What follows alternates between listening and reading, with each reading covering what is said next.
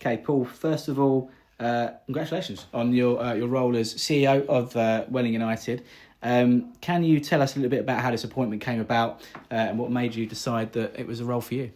Yeah, I think as everybody's aware, I've been around the club helping for the last year from a community aspect. I think obviously discussions with Howard and the board, I think it was obvious that the club needs to come up with more of a sustainable strategic model that's going to help the club push forward off the pitch. I think we've got some great ideas.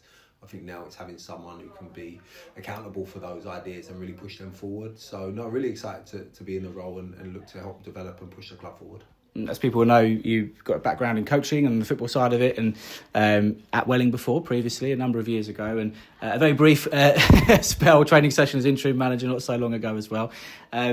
So will that form any focus on what you do going forward, and will that play a part? Yeah, I think, and I mean, it's great that you asked because, everybody's first thought, I know what the football world's like, would be like, oh, what's his angle? Is it to try and get himself back into a manager's job? My idea was never to go back into management, with the club. I think obviously the position we was in, I was going to step in to help the club out, but it was always with a longer term focus of stepping into this role, to push the club forward and working with the board and the owner to really try and drive the club forward as a business and grow it for the local community. So, nothing changed.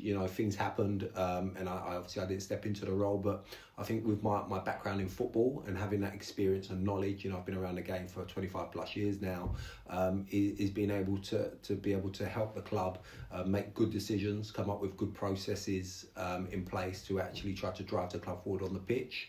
And it's playing a part. I think, we've got some good people, but we just need the structure to make sure we're getting the decisions right, and then making sure that we can give the right environment and infrastructure for the footballing team to go and perform.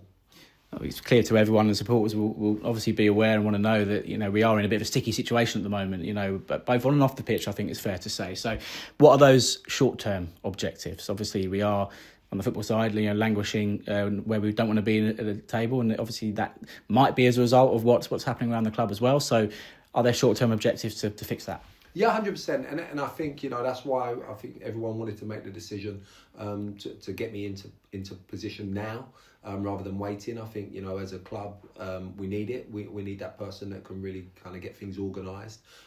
So yeah, I think short term, on the back of relegation last year, coming into a really tough Isthmian Premier League. It wasn't going to be easy. I think it's having realistic expectations, but also as well, I think we've got to be realistic with supporters as well. It's still a very competitive financial league. So, making sure that we're setting ourselves realistic budgets.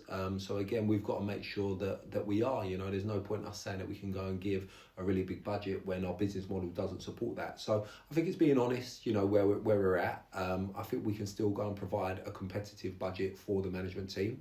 And I think it's making sure that we stay within those parameters and not get carried away, because I spoke to other people, and I know everybody does. Football is an emotional sport. So, if you're talking about competing with some of those teams, and I think historically, yeah, we are a big club of where we've been. But if you look at where we are and where the club's not developed off the pitch over the recent years, some of the teams, such as a Folkestone Invicta, for instance, we couldn't compete financially. So sometimes I think you've just got to hold your hands up and say, we're not competing with those kind of teams financially. We've got to go and look at our own mini league and see where we are and make sure that we're competing with the teams that we should be competing with. Obviously, last season was hugely challenging. Obviously, ending in relegation, as we just mentioned, again, there is a threat of that again this season, isn't there? Unless things do turn around. So, implementing a role like this, like you're coming in now as CEO, how does that work towards preventing that and for making sure that doesn't happen? Yeah, again, you look around and we've got some good people that really mean well. So, Rod coming back in as interim manager, he really cares about the club. But it's up to us, as for me as a CEO, but us as a board and a club to make sure that we're operating within those parameters that we've got. But then making sure that we're giving the right environment. So, everyone would have seen the announcement around our physio and sports therapy service, you know, making sure that that's consistent, because, you know, it's been a little bit disjointed off the pitch. So again, it's my job to make sure that we're given the right environment and all the resources we can to the management team. So I think there's some things that we can do short term to actually do that, you know, one of which the physio service is coming in this week. So we know we've got a consistent, you know, player care package for our team, and the manager knows that he's going to have that support off the pitch. So it's just growing that, and I think people will see over the next few weeks some of the other ideas that we've got to really help the team perform on the pitch, and then making sure that we're all working together off the pitch as well. Are there any other specific ideas you can share at this stage? Obviously, the physio stuff is great, and we released that you know, a couple of days ago or yesterday, and real positive step forward on that front. And is there anything else you can at this stage talk about or share as far as ideas that can be implemented pretty quickly? Yeah, I think, you know, I'll probably you know, will be quite aggressive with it in terms of trying to get the people off the pitch and the people on the pitch connected. I think there is, you know, people will be honest enough to say, you know, we've got a great fan base and supporters that follow us home and away. But now it's making sure we get that connection back. So I think we were talking just before, you know, we started, and we're talking about, you know, having consistent communication.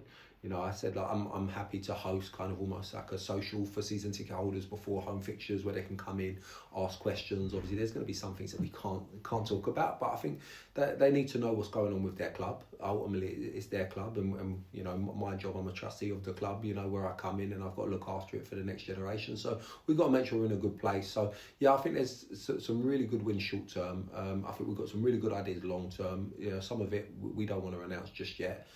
Because I think we've got to make sure we've got everything in place and contract signed. But no, I think it's an exciting time, you know, as much as, you know, the team are struggling on the pitch. I think off the pitch, you know, we're going to make some good strides.